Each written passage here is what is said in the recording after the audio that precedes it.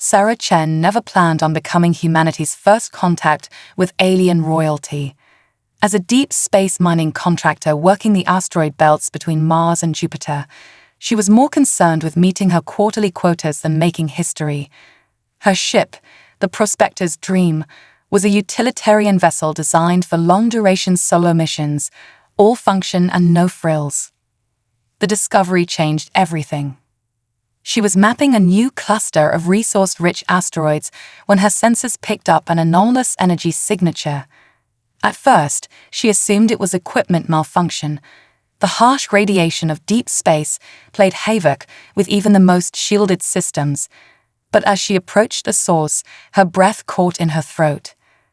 "Control, this is Prospector's Dream," she transmitted, knowing the message would take nearly 40 minutes to reach Earth. "I've encountered what appears to be an artificial structure, non-human origin. The object was unlike anything humanity had ever built. It gleamed with an iridescent sheen that seemed to shift colors as she approached, its design organic, and flowing like a massive sea creature frozen in space. But it was the damage that told the real story. Massive ruptures along one side, crystalline structures shattered and venting traces of atmosphere even after who knew how long. Sarah knew protocol demanded she wait for instructions, but something pulled at her. A feeling she couldn't explain, like a whispered voice just beyond hearing. She maneuvered the Prospector's Dream alongside the derelict vessel and initiated docking procedures. The airlock cycled with a hiss, and Sarah stepped into history.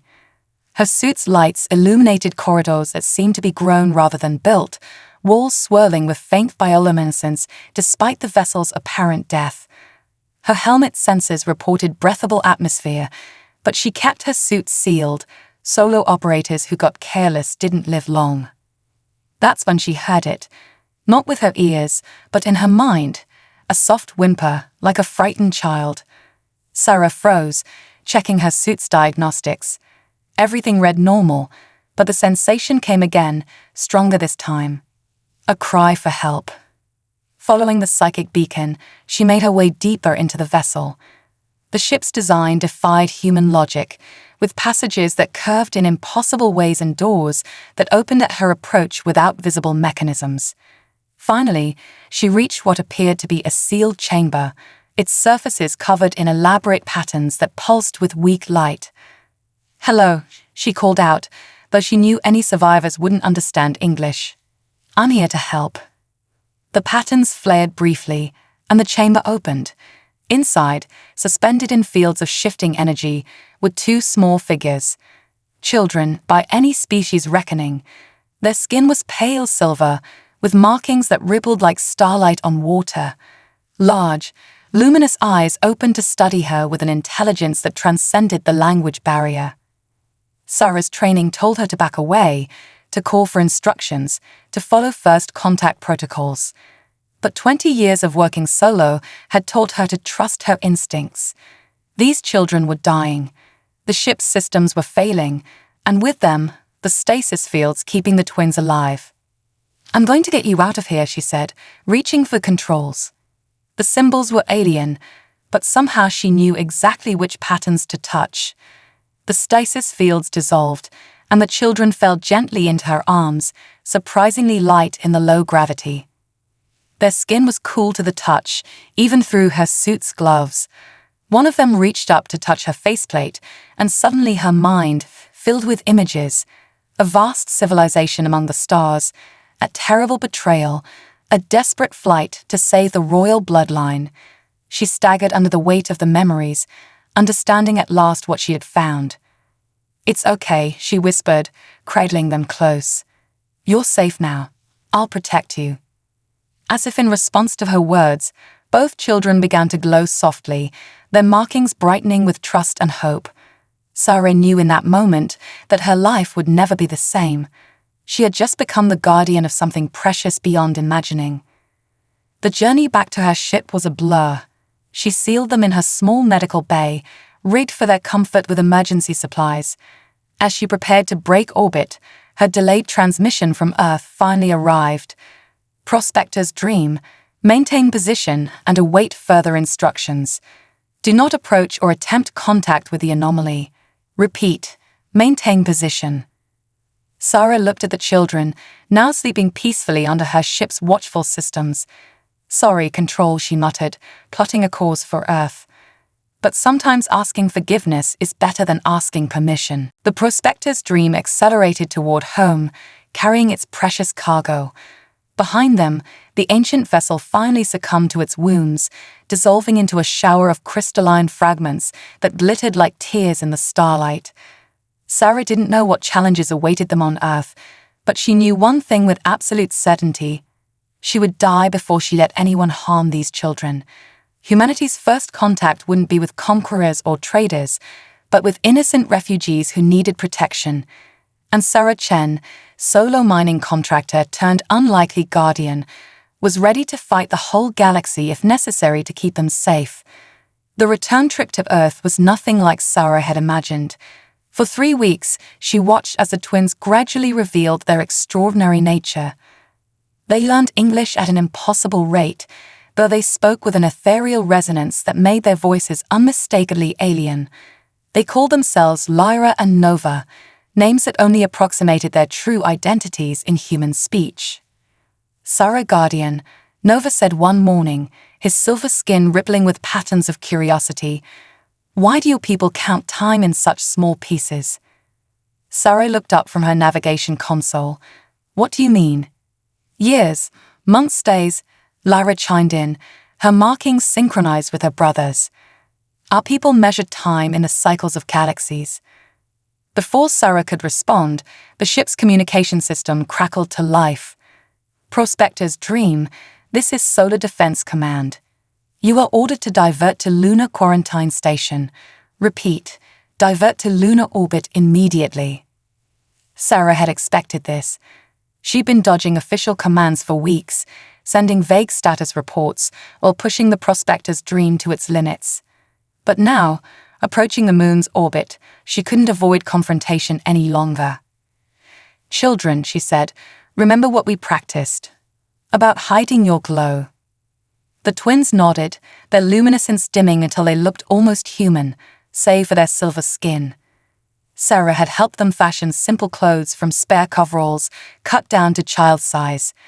They looked vulnerable and small in the oversized garments, nothing like the heirs to a galactic empire. The Lunar Quarantine Station was a stark facility, all sharp angles and harsh lighting. As soon as they docked, the ship was swarmed by figures in containment suits. Sarah stood protectively in front of the twins as the airlock cycled open. Step aside, Contractor Chen, a cold voice ordered. Dr. Elizabeth Morrison, Earth's leading xenobiologist, stepped forward. These creatures need to be studied and contained. These creatures are children, Sarah shot back, and they're under my protection. Something changed in the air. The twins' markings began to pulse with a deep, resonant pattern Sarah had never seen before. Suddenly, every screen and device in the airlock bay lit up with impossible data. Star charts spanning millions of light years, mathematical formulas that rewrote physics as humanity understood it. Fascinating, Dr. Morrison breathed, her scientific detachment cracking. They're accessing our systems without any physical contact. No, Sarah corrected, understanding flowing into her mind through her connection with the twins. They're not accessing your systems. They're trying to warn you. The star charts coalesced into a single image, a vast armada of crystalline ships, similar to the derelict where Sarah had found the twins. But these vessels were intact, powerful, and heading toward Earth. The Celestial Empire, Lyra spoke, her voice carrying an authority beyond her apparent age. Our people, they're coming. Not just coming, Nova added. They're already here, watching, waiting to see how humanity treats their lost heirs. The quarantine team backed away as the twins began to glow more intensely, their royal markings impossible to hide.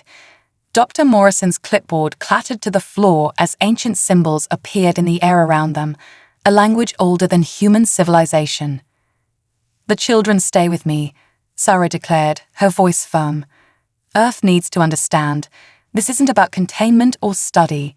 It's about proving ourselves worthy of contact with their civilization. A new voice cut through the tension. Then we better make sure we don't screw this up. Admiral James Chen, Sarah's father, stepped through the airlock.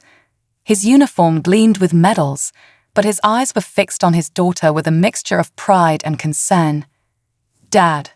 Sarah hadn't seen him in person since taking the deep space contract 5 years ago. When my daughter sends coded messages about precious cargo and dodges military intercepts for 3 weeks, I pay attention. He knelt down to the twins' level, showing no fear as their glow intensified. Hello, Your Highnesses. Welcome to Earth. I apologize for your reception. Was still learning how to handle visitors from the stars. The twins studied him intently, their markings shifting to a pattern Sarah recognized as approval. They looked up at her questioningly. It's okay, she assured them. If we can't trust my father, we can't trust anyone. Admiral Chen stood, facing Dr. Morrison and her team. These children are now under joint protection of the Space Mining Coalition and Earth Defense Force. Anyone who has a problem with that can take it up with me personally.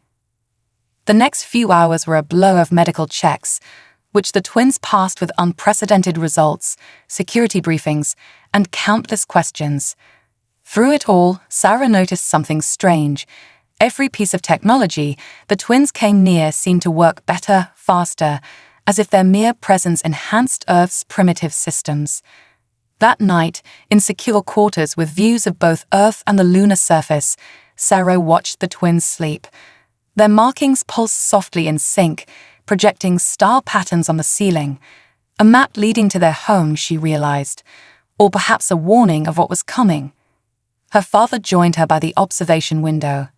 You know this changes everything, he said quietly. Sarah nodded. Did you see the data they shared? Their civilization makes us look like we're playing with sticks and stones. And yet, they sent their heirs to us. Of all the species in the galaxy, their ship found its way to human space. He placed a hand on her shoulder. Maybe that's not a coincidence. Outside the window, a shooting star streaked across the lunar sky. But Sarah knew better now. Somewhere up there, the Celestial Empire was watching, evaluating humanity's response to their most precious treasure. The real test was just beginning. The Lunar Research Center wasn't designed for children, yet somehow, over the course of a month, the sterile facility had transformed. Crystalline growths sprouted from walls where Lyra and Nova had touched them, turning austere corridors into shimmering gardens.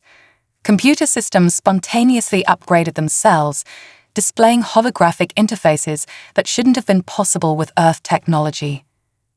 Sarah watched through reinforced observation windows as the twins underwent another evaluation. They hovered cross-legged in the air, silver skin rippling with complex patterns as they effortlessly manipulated the objects around them. Dr. Morrison had long since abandoned her clipboard for direct neural recordings.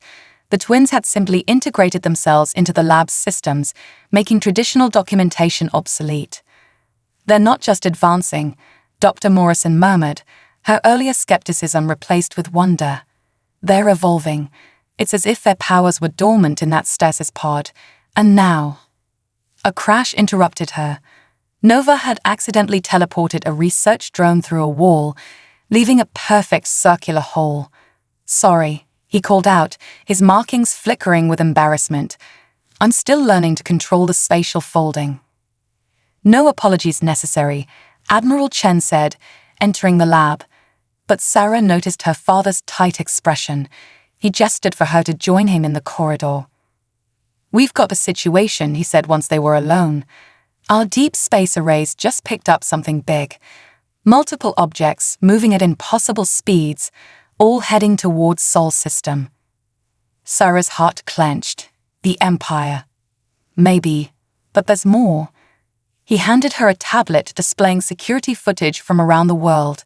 Strange crystalline structures had begun appearing in remote locations, structures that looked disturbingly similar to the twins' organic technology. They're not just watching anymore, Sarah realized. They're preparing. A sudden commotion from the lab drew their attention. They rushed back in to find both twins rigid, their markings blazing with intense light. Every screen in the facility displayed the same image, a massive starship emerging from what appeared to be a fold in space itself. "The regent comes," Lyra announced, her voice overlaid with harmonics that made the air vibrate. "She seeks to verify our safety and humanity's worth." "Our mother's sister," Nova added, his own voice carrying the same otherworldly resonance. "She who holds the throne until we come of age." Dr. Morrison's instruments were going haywire.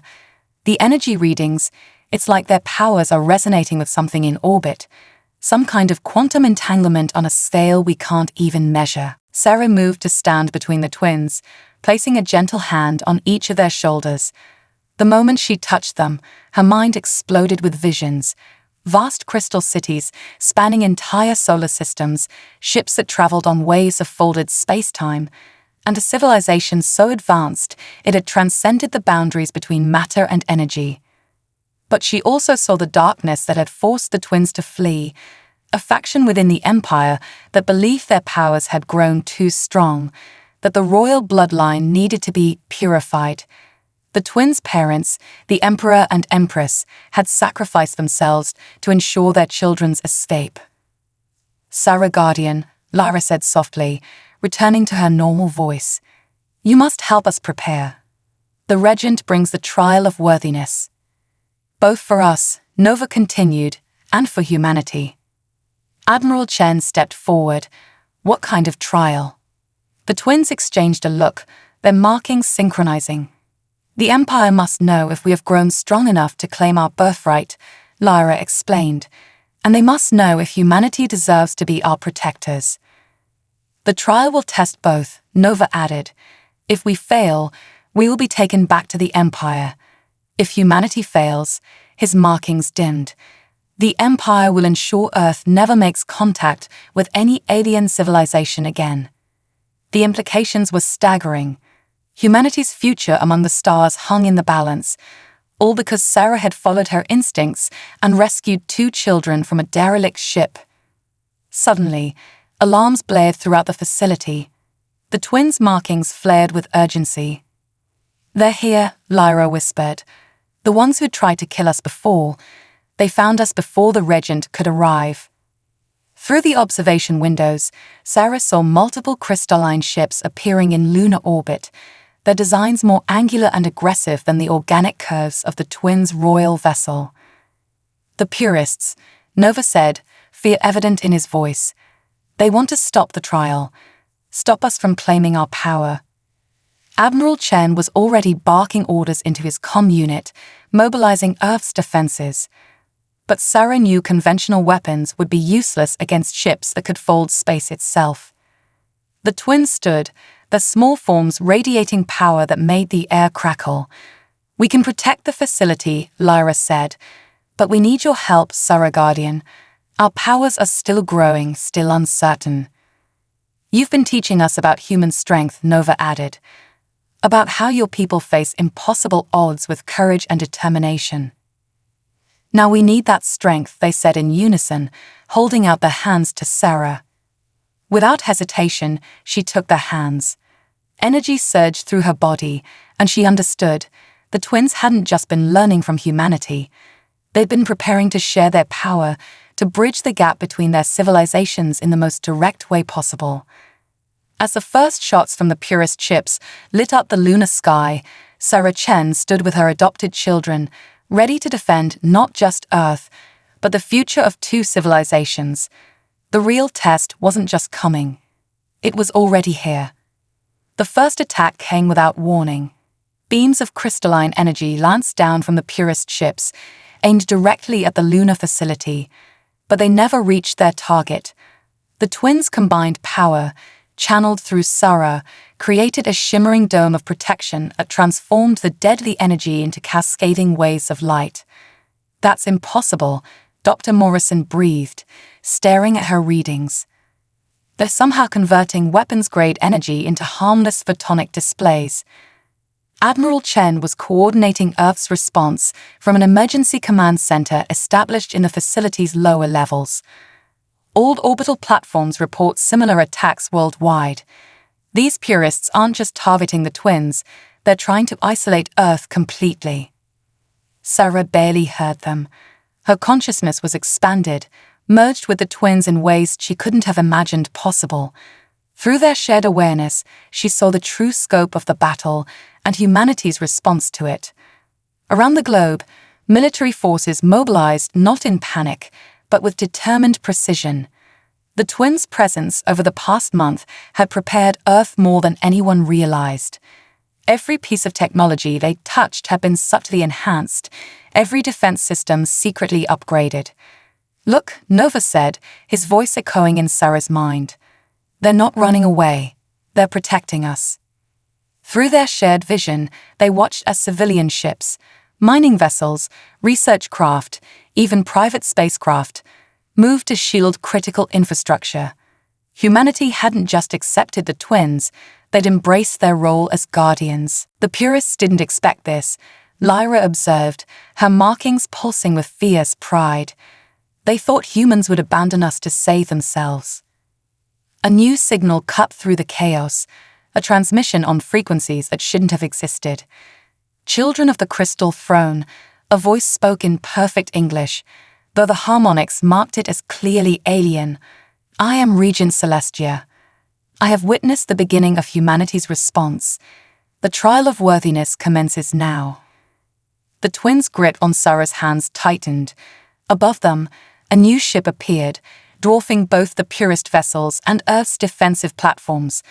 Its crystalline surface flowed like liquid starlight, forming patterns that matched the twins' royal markings. "The trial has 3 parts," the regent announced. "First, the defense of the innocent. Humanity's response to the purist attack has satisfied this requirement. You protect those in need, even at great risk to yourselves." Sarah felt a surge of pride, both for her people and her adopted children, but she knew this was just the beginning. "The second trial," Celestia continued, "is the test of innovation. You must prove that humanity can adapt and grow, finding solutions where none seem possible." As if on cue, the purist ships changed tactics. Instead of direct energy attacks, they began creating spatial distortions, literally trying to tear holes in the fabric of space-time around Earth. "They're attempting to isolate Earth in a pocket universe," Nova explained, his voice tight with concentration as he helped maintain their protective field. "Cut us off from the rest of space forever." But humanity wasn't helpless. The subtle upgrades the twins had made to Earth's technology began to show their true purpose. Quantum computers that shouldn't have existed yet came online. Research facilities around the world reported breakthroughs in understanding spatial mechanics. Admiral Chen's voice crackled over the comm. "All stations, implement Protocol Starburst. Let's show these purists what humanity can do when pushed." Sarah watched in amazement as Earth's combined technological might was brought to bear. The twins had given humanity just enough understanding of advanced physics to let human innovation take over. Mining ships use their enhanced gravity drives to stabilize space-time distortions. Research vessels projected fields that turned the purists' own spatial folding against them. "Remarkable," the regent's voice held genuine surprise. "You've taught them to use our basic principles, but they've already found applications we never considered." "That's humanity's greatest strength," Sarah found herself speaking, though she hadn't intended to. "We may be younger than the Empire, but we never stopped learning, never stopped trying to understand the universe in new ways." The purist ships were falling back, their tactics disrupted by Earth's unexpected resistance. But Sarah could feel through her connection with the twins that something bigger was coming. "The final trial approaches," Lyra warned. "The test of worth." "What we've been preparing you for," Nova added. The Regent's ship moved closer, its crystalline surface now blazing with energy. "The third trial begins. Now we shall see if humanity truly understands the power they've been entrusted with." Sarah felt the twins' power surge through her, showing her visions of what was to come. This wasn't just about defending Earth or proving humanity's worth. It was about something far more fundamental, the right to help shape the future of two civilizations. As the final trial began, Sarah Chen, simple mining contractor turned guardian of alien royalty, realized that everything up to this point had been merely preparation. The real test of humanity's worth was about to begin. The test of worth began with silence. The Regent's ship projected a field that stopped all conventional communication. In that moment of absolute quiet, Sarah felt the twins' consciousness merge more deeply with her own than ever before. The final trial isn't about technology or defense. Lyra's thoughts echoed in her mind. It's about understanding. Through their shared vision, Sarah saw the true nature of the Celestial Empire, not just an advanced civilization, but a fundamental force in the universe. The royal bloodline didn't just rule an empire, they maintained the very fabric of space-time. This is why the purists fear us, Nova explained. Each generation of the royal line grows stronger, more connected to the universe itself. They fear will transcend the old boundaries completely. The Regent's voice resonated directly in their minds. Show them, children. Show your guardian what you truly are. The twins began to glow with an intensity that transformed their silver skin into pure light. Their royal markings expanded, forming patterns that matched the structure of the universe itself. Through their connection, Sarah understood, the markings weren't decorative, they were mathematical equations written in the language of creation itself. The test of worth, the Regent announced to all of Earth, her words bypassing traditional communication, is not about proving humanity's strength or intelligence. It is about proving you understand the responsibility of guardianship. The purist ships launched their final assault, not with weapons, but with truth. They broadcast images across Earth, visions of the twins' potential power, how they could reshape reality itself. The message was clear. How could humanity be trusted with such dangerous beings? But the purists had underestimated both humanity and the twins themselves. As the visions of devastating power filled Earth's communications, another message spread alongside it. Recordings from the past month showing two children learning to play, to laugh, to love their new home. Dr. Morrison's voice cut through the chaos, broadcasting from the lunar facility. These children aren't weapons to be feared. They're the next step in universal evolution, and they chose us as their guardians because we understand something the purists don't. Power isn't dangerous. Fear of power is. Admiral Chen added his own message. Earth accepts the responsibility of guardianship, not because we want to control their power, but because we want to protect their right to grow, to learn, to choose their own path. Around the world, humans added their voices. Scientists who had worked with the twins shared stories of their curiosity and compassion. Military personnel spoke of their determination to protect, never to harm. Regular citizens talked about seeing hope for humanity's future in these children who could reshape reality, but chose instead to create beauty. Sarah felt tears streaming down her face as she understood the true purpose of the test of worth. You were never testing if we could protect you, she said to the twins. You were testing if we could love you. The twins smiled, their light dimming to its normal gentle glow. The Empire rules through power, Lyra said aloud. But Earth protects through love, Nova finished. The Regent's ship pulsed with new patterns. The trial of worth is complete. Humanity has proven itself not through force or innovation, but through understanding. You see our children not as weapons or tools, but as beings worthy of protection and guidance. The purist ships began to retreat, their purpose defeated not by superior force, but by a fundamental misunderstanding of power itself. They had feared the twins' potential for destruction, never understanding that true power comes from the choice not to destroy. There is one final choice to be made, the Regent announced. The children of the Crystal Throne must decide their path forward.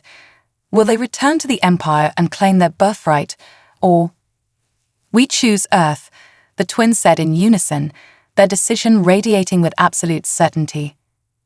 "But your heritage," the regent protested. "The throne." "We don't reject our heritage," Lyra explained.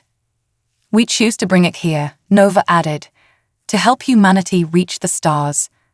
Sarah felt their power pulse through her again, but this time it was different. They weren't sharing their abilities, they were sharing their vision of the future.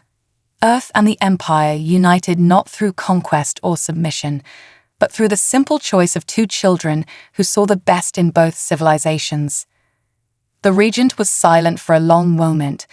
When she spoke again, her voice carried both sadness and pride. "So be it. Earth will be recognized as the guardians of the Crystal Throne's heirs. But remember, with this choice comes great responsibility." Sarah looked at the twins, these incredible beings who had chosen her as their protector, who had chosen humanity as their home. "We're ready," she said, speaking for all of Earth. "Not because we want their power, but because they're our children now.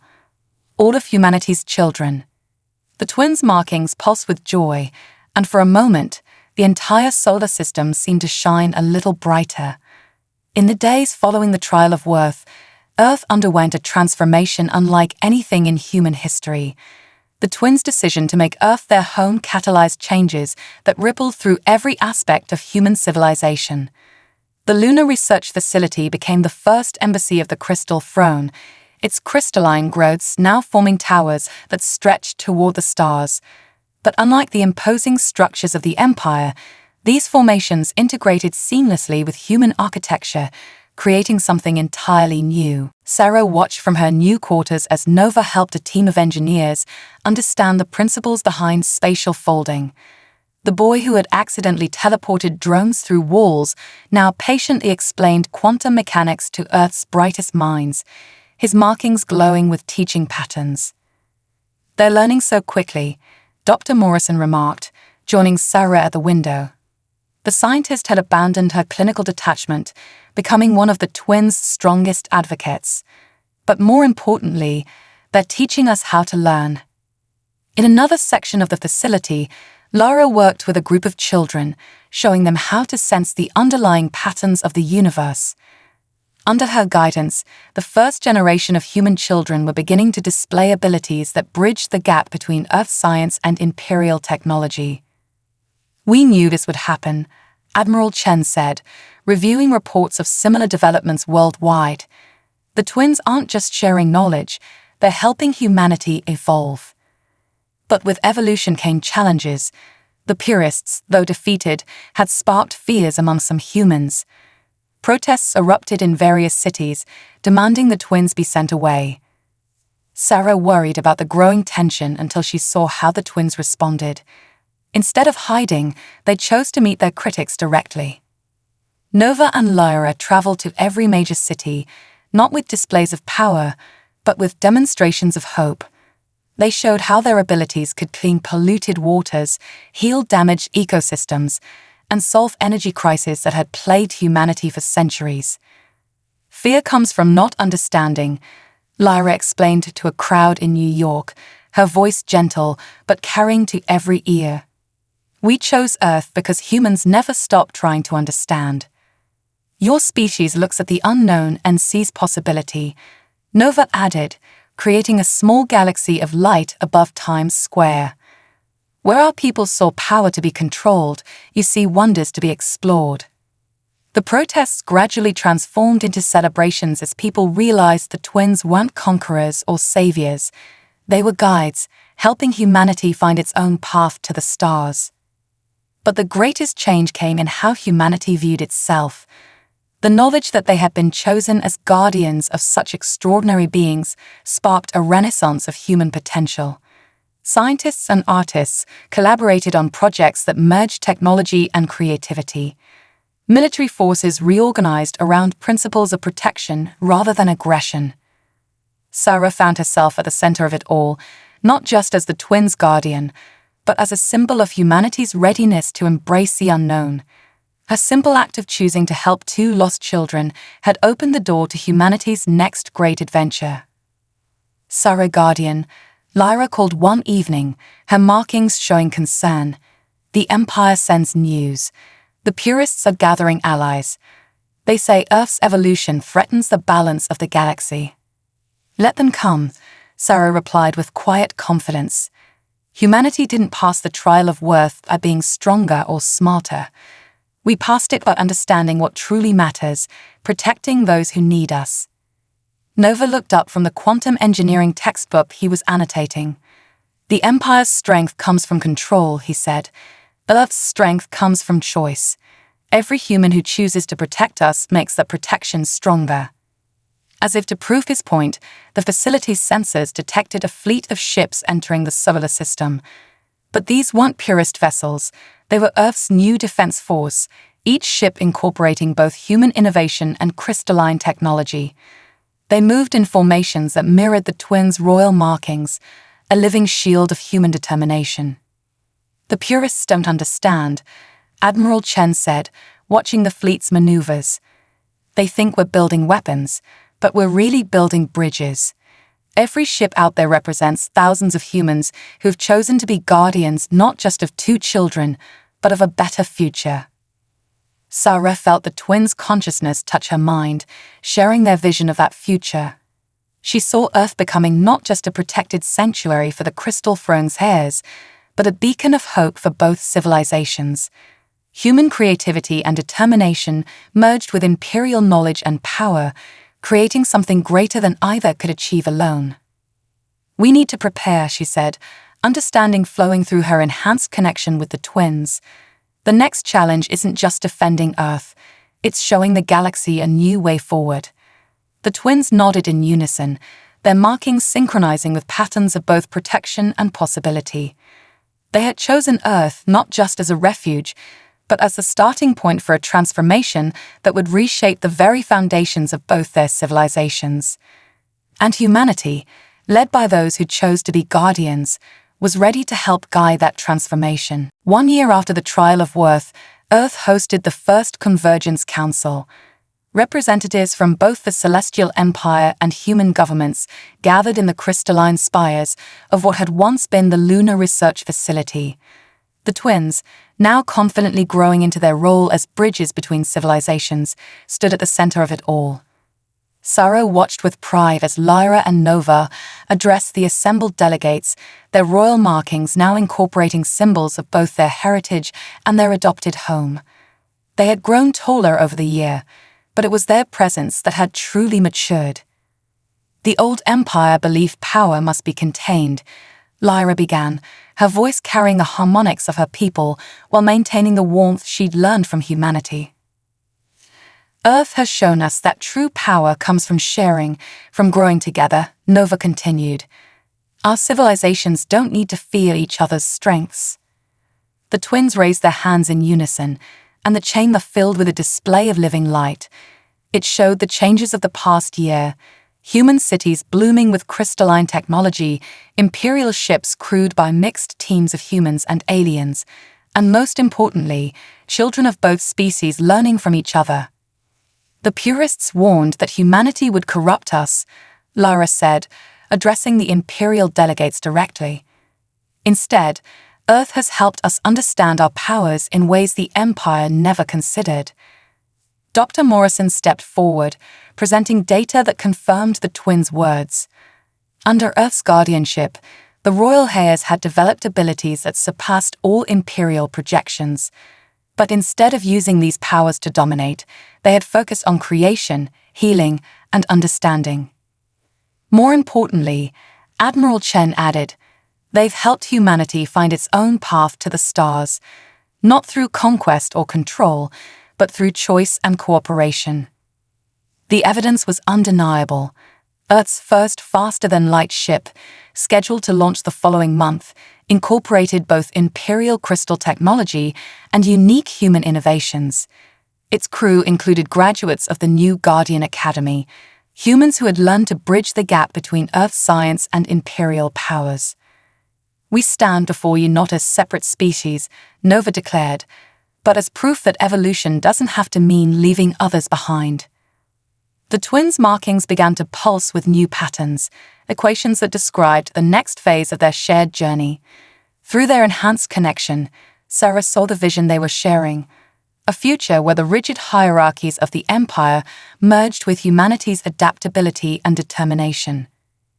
The Crystal Throne will not be weakened by this change, Lyra assured the Imperial delegation. It will be strengthened. Earth has taught us that true leadership comes not from power alone, but from understanding those we lead. And humanity, Nova added, looking at the Earth representatives, will not lose its independence. You've shown us that unity doesn't require uniformity. Regent Celestia, who had remained silent throughout the presentation, finally spoke. When I came to Earth for the trial of worth, I expected to judge humanity's fitness to protect our heirs. Instead, I find myself witnessing the birth of something unprecedented, a genuine partnership between our peoples. The chamber erupted in discussion, but Sarah's attention was drawn to the twins. Their markings had shifted to show something new, patterns that belonged to neither Earth nor the Empire, but represented the beginning of a truly shared future.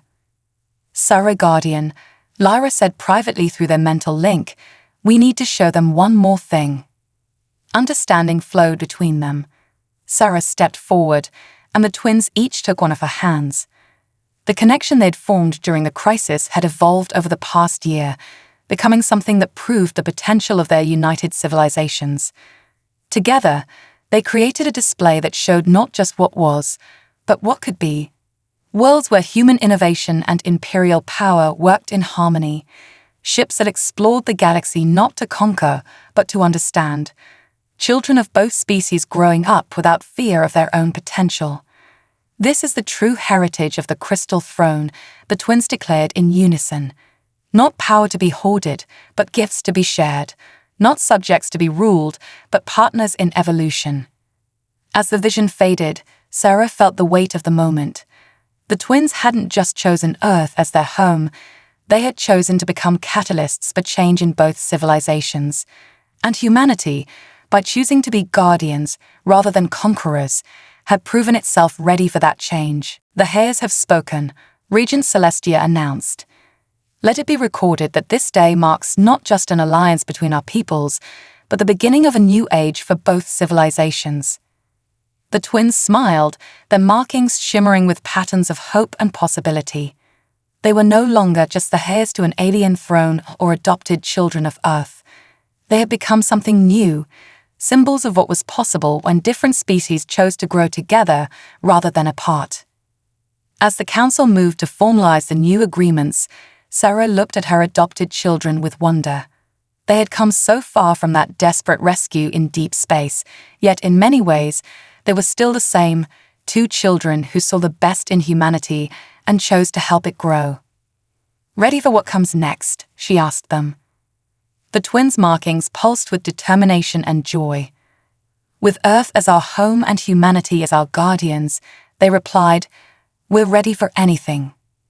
And in that moment, Sarah knew they spoke not just for themselves, but for all of humanity, ready to embrace a future that was bigger and brighter than anyone had imagined possible.